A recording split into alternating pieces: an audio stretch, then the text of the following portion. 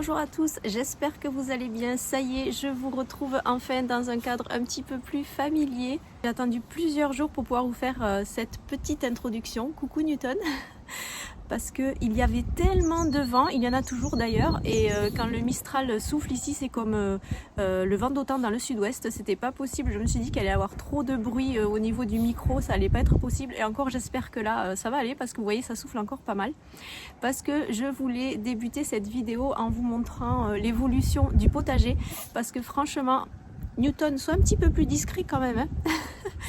Parce que franchement en 3 semaines ça a vraiment bien poussé, ça fait vraiment plaisir de voir ça, donc je voulais vous montrer cette petite évolution.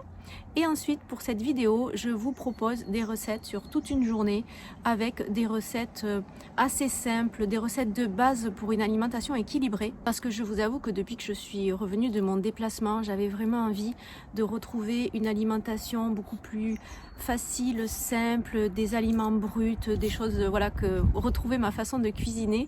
Donc je suis partie sur des choses, vous allez voir, où on retrouve vraiment les aliments tels quels, quoique j'ai quand même fait des gnocchis, mais bon voilà, c'est le plaisir de les préparer. Donc je vous partage toutes ces recettes, et là on va aller faire une première petite récolte pour la collation de cet après-midi.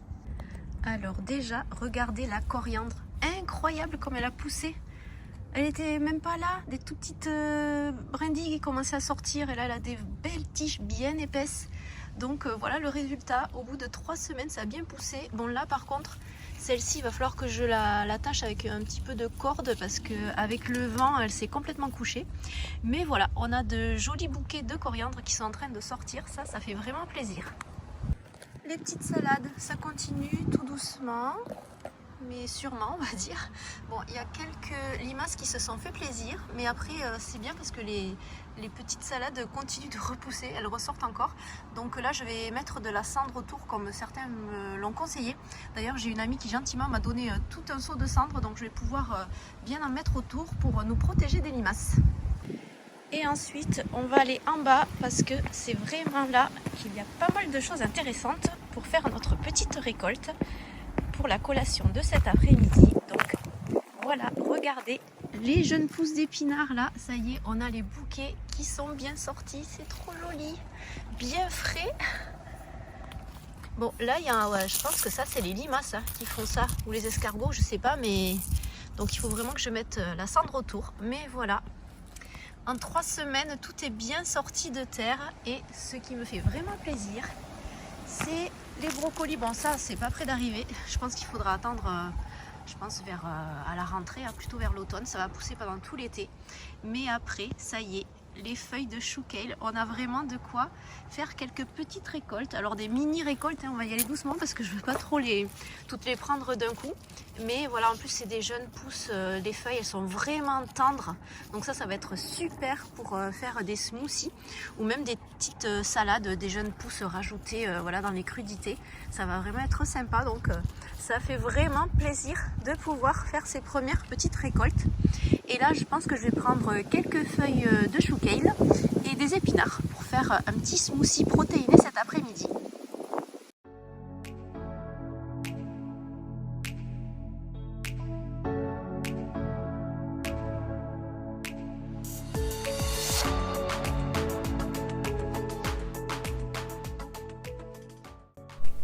Je vous partage déjà le petit-déj. Alors j'ai utilisé des œufs que m'ont donné mes propriétaires qui ont des petites poulettes.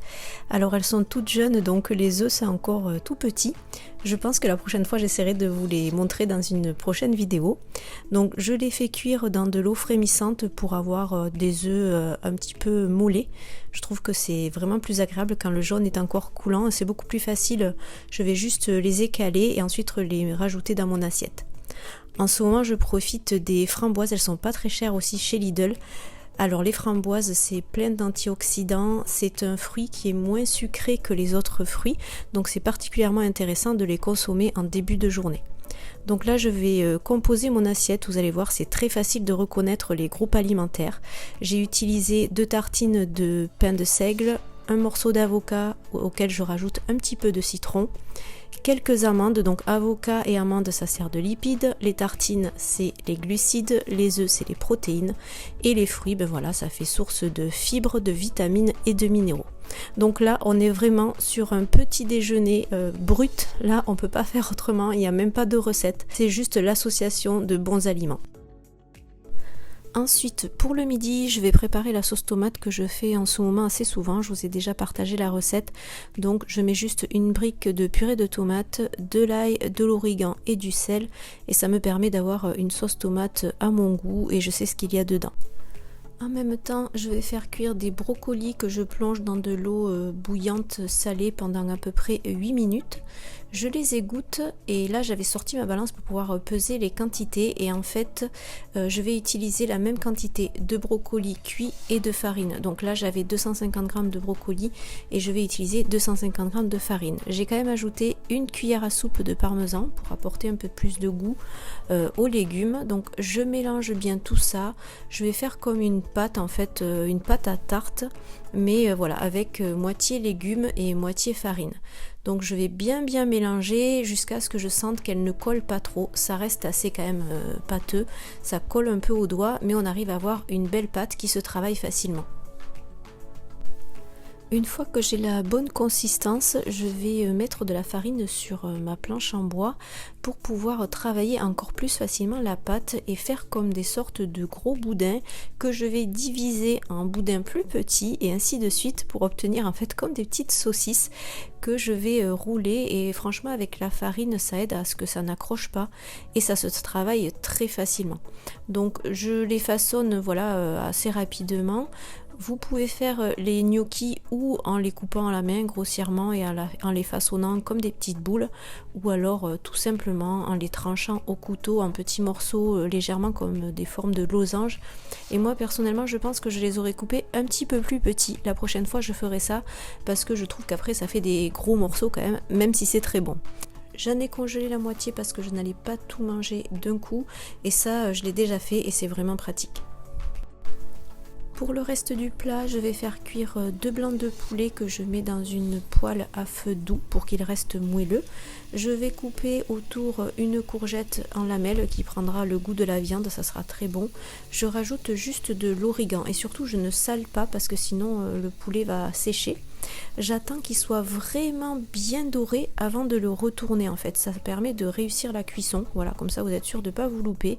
Feu doux, vous laissez bien dorer et ensuite vous retournez. Après vous pouvez le retourner plusieurs fois et je termine la cuisson à couvert, comme ça il reste vraiment moelleux. Ensuite, je fais cuire les gnocchis dans de l'eau bouillante salée. Je remue tout doucement et vous savez, la méthode pour savoir quand ils sont cuits, c'est tout simplement quand ils remontent à la surface. Et là, voilà, ça s'est fait assez rapidement. Donc, je les ai égouttés et ensuite, j'ai mis un petit peu d'huile d'olive dans une poêle que je fais là sur feu un petit peu plus vif pour les faire dorer. Et là de suite ça a bien doré, vous voyez je vous montre celui-ci, donc c'est vraiment très bon parce que c'est moelleux à l'intérieur et croustillant sur le dessus. On va pouvoir dresser l'assiette, donc le poulet bien entendu qui sert de protéines, une bonne dose de légumes avec les courgettes sautées. Je rajoute les gnocchis et je vais pouvoir agrémenter avec la sauce tomate donc, que j'avais préparée. Et ça fait vraiment un plat très joli, très coloré. Et là vous voyez facilement on retrouve tous les groupes alimentaires. Et j'avais mis aussi un petit peu d'huile pour la cuisson des gnocchis. Pour la collation de l'après-midi, on va pouvoir utiliser la petite récolte. Donc j'ai enlevé toutes les parties qui avaient été un petit peu mangées par les limaces. Voilà, ça fait quand même des petites feuilles bien fraîches. Franchement, qu'est-ce que ça fait plaisir. C'est super. Et les petites feuilles aussi de chou kale, là, elles sont vraiment tendres. Donc ça, c'est parfait pour ajouter dans vos smoothies. C'est un puissant antioxydant. Ce sont vraiment voilà, une source de vitamines aussi, des légumes verts. Donc ça, c'est vraiment excellent de pouvoir en rajouter dans son alimentation. Et sous forme de smoothie, c'est vraiment pratique. En particulier avec les protéines zinc parce que ça va apporter un goût très doux de fruits. Celles-ci, apple pie, elles sont vraiment sympas. C'est très très gourmand. Donc ça va vraiment atténuer le goût du légume. On va pas du tout le sentir bien que ça soit des jeunes pousses. Donc voilà, c'est pas fort. On va rajouter des myrtilles. J'en ai trouvé des fraîches là cette semaine chez Lidl. Elles étaient pas trop chères. J'en prends pas tout le temps. Sinon des fois je les ai en surgelé. Mais là elles me faisaient vraiment envie. Donc Donc on va rajouter ça. Je mettrai un petit peu de cannelle parce que je trouve ça se marie très bien. En source de lipides, je vais utiliser du beurre de cacahuète et je vais utiliser ce lait d'amande bio. Donc qui est de chez Lidl aussi, peut-être vous l'avez déjà vu. J'ai hésité à le prendre parce que j'aime pas trop les laits d'amande. Et écoutez, franchement, c'est une belle surprise. Il est vraiment intéressant au niveau des valeurs nutritionnelles parce qu'il contient zéro sucre en fait par rapport au lait d'avoine qui lui contient des glucides, dont du sucre. Alors que là, voilà, on est sur un produit très intéressant au niveau des valeurs nutritionnelles. Seulement 27 calories pour 200 ml. Donc là, c'est top. C'est du végétal, du lait d'amande et au niveau de la composition, voilà, c'est tout à fait correct. Il n'y a pas d'additifs controversés. Donc voilà, je trouve que ça apporte un petit peu plus d'onctuosité au smoothie. Donc on va faire tout ça pour se préparer ce smoothie vert, violet, je sais pas trop, mais en tout cas, plein de bonnes choses, plein de vitamines, de minéraux, d'antioxydants et d'excellentes protéines. Là en poudre, on aura 23 grammes de protéines. Donc c'est parfait pour une collation et tenir jusqu'au repas du soir. Je vous reprends de ce côté, c'est beaucoup plus sympa. Donc voilà, comme je vous expliquais, très intéressant pour compléter votre apport en protéines. Ce matin, il y avait des œufs dans le petit-déj. À midi, il y avait un bon morceau de poulet. Mais ce soir, je pense que je vais faire plutôt des légumineuses. Donc ça sera une source de protéines, c'est sûr, mais qui n'est pas un équivalent de protéines animales. Donc là, le fait de compléter avec d'autres protéines végétales dans le smoothie, c'est parfait comme ça sur la journée. On est sûr d'avoir atteint notre quota au niveau des protéines.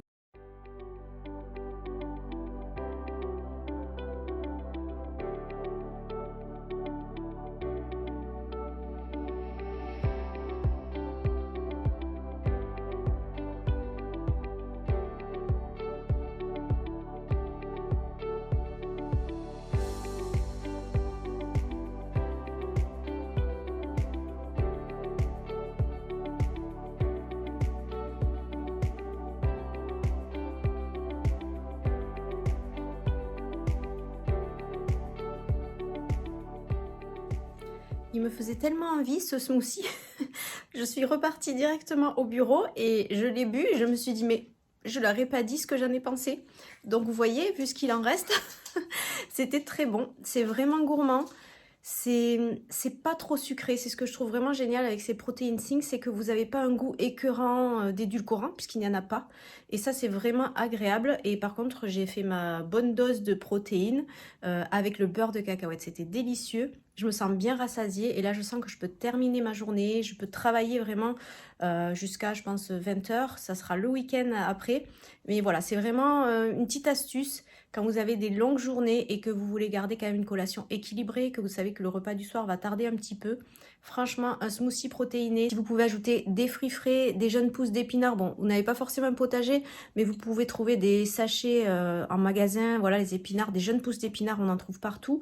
Et si vous avez un magasin bio, les feuilles de chou kale, c'est très sympa pour agrémenter vos smoothies et pour faire le plein d'antioxydants. Donc, je vais terminer mon smoothie et ma journée et ma semaine et je vous retrouve tout à l'heure pour le repas du soir.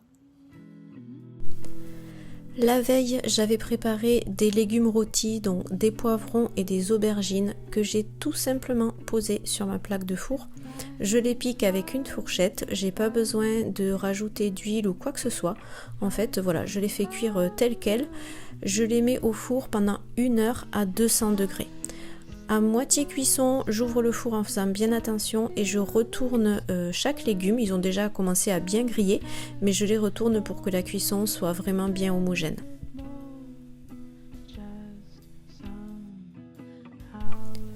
Du coup, pour ce soir, ils avaient bien refroidi, je les avais mis à couvert au réfrigérateur. Vous allez voir, ça va être facile pour les peler. Mais avant, je lance le four et je vais d'abord faire cuire des pois chiches. Je fais souvent ça en ce moment, je trouve que c'est pratique, surtout pour un repas du soir. Donc je rajoute juste un petit peu d'huile d'olive, des épices, là j'ai mis du paprika fumé et du curry. Des fois je rajoute aussi un petit peu d'ail en poudre, mais là je sais pas, j'ai oublié, mais c'était très bon comme ça aussi. Donc je mélange bien pour enrober chaque petit pois chiche des saveurs de chaque épice. Et je mets ça au four pendant 30 minutes, chaleur traditionnelle, surtout pas chaleur tournante, sinon ça vous fait du popcorn dans le four, faut surtout pas faire ça. Pendant ce temps, je vais peler les poivrons et les aubergines et vous allez voir le fait de les avoir laissés refroidir et à couvert, ça s'enlève vraiment facilement. Au pire, je passe juste un peu sous l'eau pour enlever les quelques pépins qui restent. D'ailleurs, il y avait un petit poivron dans le poivron et qui même lui s'est pelé très bien. Je fais tout à la main, je ne m'embête même pas à sortir ma planche, voilà, ça se défait tout seul. Je fais des lamelles autant pour les poivrons que pour les aubergines. Ça me permet de faire voilà, des morceaux à peu près de la même taille.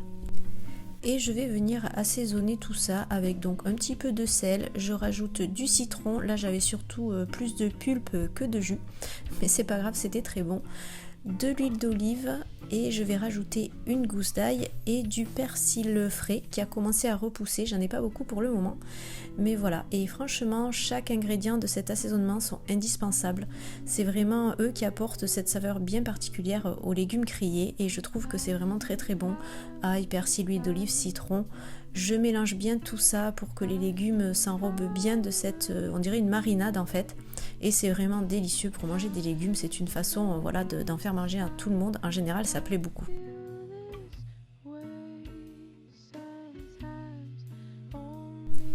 J'ai préparé en même temps mon petit dessert. C'est vrai que j'aime bien tout préparer et me mettre à table, que tout soit prêt.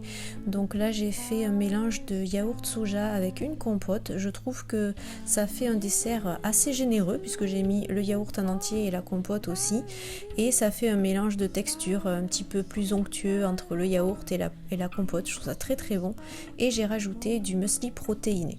Alors c'est vrai que je ne vous ai pas montré, mais le midi aussi je prends toujours un carré de chocolat avec ma chicorée. Il y a toujours un dessert, ne vous inquiétez pas. Donc voilà, on va pouvoir dresser la dernière assiette de la journée.